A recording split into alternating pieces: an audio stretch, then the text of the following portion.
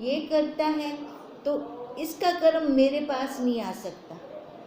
कर्मों पे चल रहा था कर्मों की गूढ़ गति है।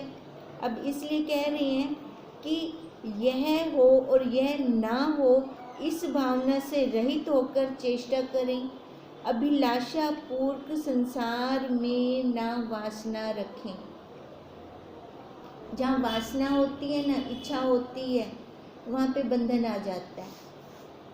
जब हमारी कोई इच्छा ही नहीं है, जब हमारी प्रारब्ध का रोज एक पेज खुल रहा है, जो मेरी प्रारब्ध में है वो मेरे को मिलेगा और जो मेरी प्रारब्ध में नहीं है वो मेरे को मिल ही नहीं सकता, मैं जितना मर्जी यत्न कर लूँ।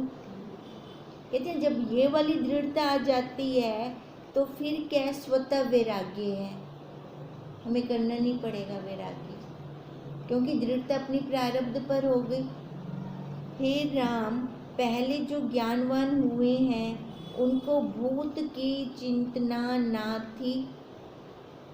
आदि में वो कहाँ रहते थे? अंतभाग में, सूक्ष्म में।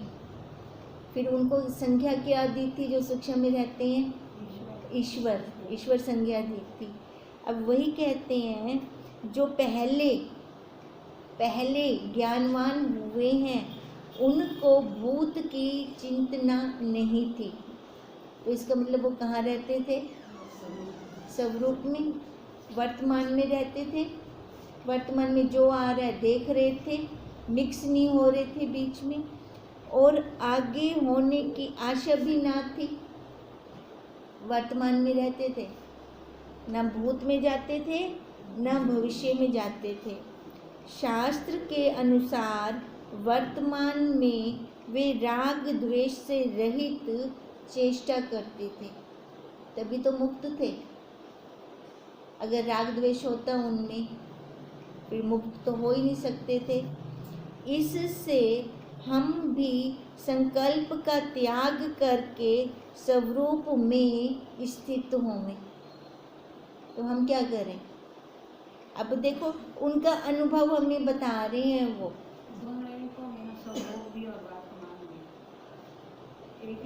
वर्तमान में भी ना, मतलब यही दृढ़ता हो अपने स्वरूप की।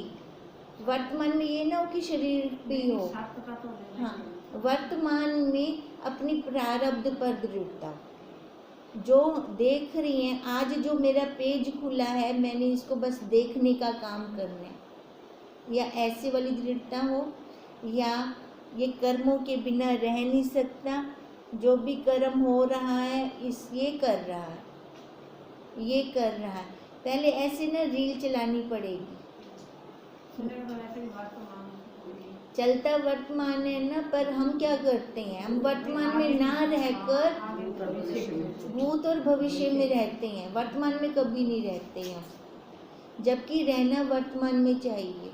वर्तमान में रहकर हमें अपनी स्वरूप वाली दृढ़ता होनी चाहिए, ना कि आज ये हो गया आज ये हो गया, ये भी नहीं होना चाहिए था। वो दृढ़ता यही हो अपनी प्रारब्ध की। आज पेज खुलेगा, सुबह ही पहले ये प्रार्थना हो जाए हमारी, वो देखने की शक्ति देना। हे राम, ब्रह्मा से तृण पर्यंत किसी पदार्थ में राग हुआ तो बंधन है। ब्रह्मा से तृण पर्यंत, अब भगवान जी में भी राग हो गया तो भी बंधन है, गुरुदेव में भी राग हो गया तो भी बंधन है। कहते हैं किसी में भी राग हो जाता है तो बंधन है। हम तत्व की क्लास में बैठे हैं, ठीक है, तो विचार से हमने चलना है। विचार क्या है? किसी का शरीर स्थायी नहीं है, पल पल में बदल रहा है, ठीक है, और जो मेरा स्वरूप है वो एक स्थायी है। किसी का नहीं लेना शरीर, हमने यही वाली दृढ़ता करनी है, क्योंकि वो दिखता ही नहीं है, अनुभव होता है उसका, बस अनुभूति करते हैं हम उसकी। वो अनुभूति को लेकर हमने आगे बढ़ना है। हे राम, ब्रह्मा से तृण पर्यंत किसी पदार्थ में राग हुआ तो बंधन है। मेरा यही आशीर्वाद है कि ब्रह्मा से तृण पर्यंत किसी पदार्थ में तुम्हें रुचि ना हो। आशीर्वाद भी कितना अच्छा दे रहे हैं। किसी भी चीज में रुचि ना हो, अपने आप में ही रुचि हो। अगर बाहर रुचि होने लग गई ना तो बाहर निकल जाएंगे, विकार में फंस जाएंगे। अब क्या आशीर्वाद दे रही हैं? ब्रह्मा से तृण पर्यंत, है ना, मेरे अंदर भी देखो रुचि ना थी वे, वहां से भी तो छूट जाए। और स्थिति कहाँ हो तेरी, रुचि कहाँ हो? अपने आप में। हे राम, यह संसार मिथ्या है, इसमें कोई पदार्थ सत्य नहीं है, सब मन के रचे हुए हैं। लगते हैं मन के रचे हुए।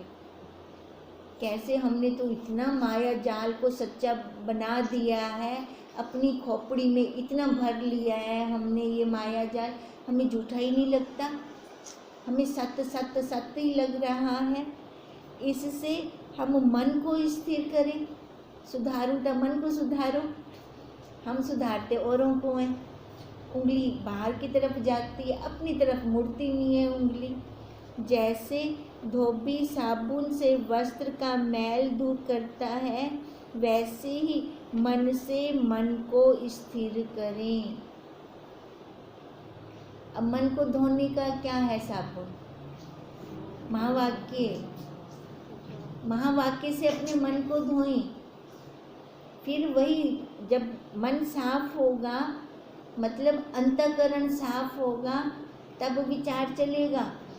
और जब विचार चलेगा तब सही और गलत का निर्णय ले सकेंगे हम। फिर जब मन को स्वरूप में स्थिर करेंगे तब मन अपने संकल्प का आप ही नाश करेगा। अब अपनी बात को काटते हैं ना जब चल रही होती है अंदर। क्यों? क्योंकि विचार की क्लास में आते हैं, यहाँ से हम अपनी भोजन लेके जाते हैं, फिर लगता है भी ये गलत है, ये नहीं आना चाहिए मन में, ये नहीं आना चाहिए। अब इसलिए कह रही हैं, जब मन को स्वरूप में स्थिर करेंगे तब मन अपने संकल्प का, देखो संकल्प भी अंदरों ही उठ देते हैं, आप ही नाश करेगा। फिर जैसे दुष्ट पुरुष की जब धन से बुद्धि होती है तब वह अपने भाई आदि के नाश का उपाय करता है, वैसे ही मन जब आत्म पद में स्थित होता है तब अपने संकल्प का आप ही नाश करता है। अब उसको बाहर का तो नहीं चाहिए, चाहिए तो अपने स्वरूप का चाहिए, दृढ़ता चाहिए, स्थिति चाहिए अपनी। तब अब वो दूसरे विचारों को कट कर देते हैं। जब तुम्हारा मन स्वरूप में स्थित होगा तब तुम मनहीन अर्थात संकल्प विकल्प से रहित होवोगे। अब देखो क्या कहते हैं, जब दृढ़ता अपने स्वरूप में आ जाएगी उस टाइम अंदर से कोई संकल्प विकल्प ही नहीं उठेगा, फुरना ही नहीं उठेगा कोई, और तुम्हारे सब दुख उस टाइम नष्ट हो जाएंगे। मन के नाश बिना सुख नहीं है। हे राम, यह मन ऐसा दुष्ट है कि जिससे उपजता है उसी का नाश करता है। निमित्त भी वही है मन नाश करने का। अब मन की अपने आप तो सत्ता है नहीं, अपने आप कुछ कर नहीं सकता, सत्ता भी उसकी लेता है। उसकी सत्ता लेकर देखो कितने जन्मों तक भटका रहा है। जैसे बांस से अग्नि उपजकर बांस को ही खा जाती है, वैसे ही आत्मा से उपजकर यह मन आत्मा को ही तुच्छ करता है। जैसे राजा का नौकर राजा की सत्ता पाकर राजा को ही मारकर आप राजा बन बैठे, यही हो रहा था आज तक। वैसे ही मन आत्मा की सत्ता पाकर और उसको दबाकर आप ही कर्ता भोक्ता हो बैठता है। फिर तभी तो मैं कर रहा हूँ, मैं खा रहा हूँ, मैं ही कर भी रहा, वरना तभी आते हैं ना ये वाले भाव। क्यों? क्योंकि हमने शरीर को सच्चा मान लिया, मन के लेखे लग गए। नहीं तो देखो अब वही कह रहे हैं ना, मन में जो संकल्प उठते हैं आप ही उसका नाश कर देता है अगर अपने स्वरूप में स्थित होता है तो। इससे मन को मन से ही नाश करें। जैसे लोहा तपकर लोहे को काटता है, वैसे ही मन से मन ही को शुद्ध करें। और कोई दूसरा उपाय है क्या? दूसरा उपाय कोई नहीं है हमारे पास। करना हमें स्वयं को ही पड़ेगा। गुरुदेव हमें महावाक्य दे सकते हैं, चलना हमें स्वयं में, विचार हमें स्वयं करना है। हे राम, वृक्ष, बेल, फल, फूल, पशु, पक्षी, देवता, यक्ष, नाग, जो कुछ स्थावर जंगम पदार्थ हैं, वे प्रथम कर्मों के बिना उत्पन्न हुए। पहली बात तो सृष्टि उसने बिना कारण के बनाई। कहा है ना, वो ईश्वर ने बनाई सृष्टि।